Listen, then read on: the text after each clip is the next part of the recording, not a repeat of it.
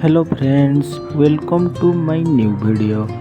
आसंतु आज देखिबा जी सीरीज वाटर प्यूरिफायर केमिति इंस्टॉल करा जाए।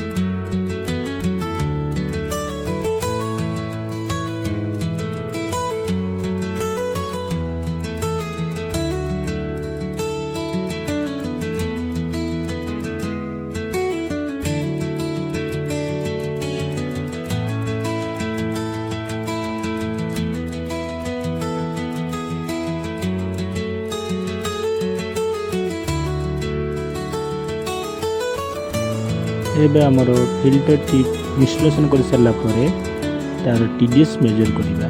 देखंतु टांकी पानी रे आपणकर केतिके TDS रोचे 325 TDS रोचे।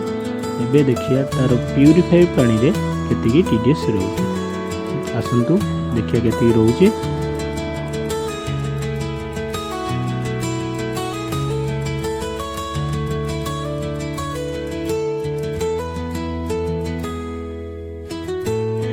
एबे प्यूरीफाई पानी रे देखंतु 416-17 TDS रोची। एबे हम यार TDS भी मध्य कंट्रोल करि परिबा।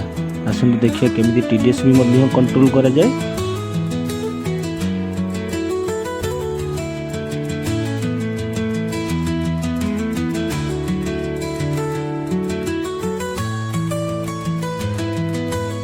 देखंतु एबे मु TDS टी कंट्रोल करिवि। एबे TDS टी कंट्रोल कली। आपण माने कमेंट माध्यम रे कोंतु केतिके TDS रहले हम मानकर देह ठीक रहिबो आ प्यूरीफाई पानी केते TDS रहले भलो मते कमेंट माध्यम रे जणांतु।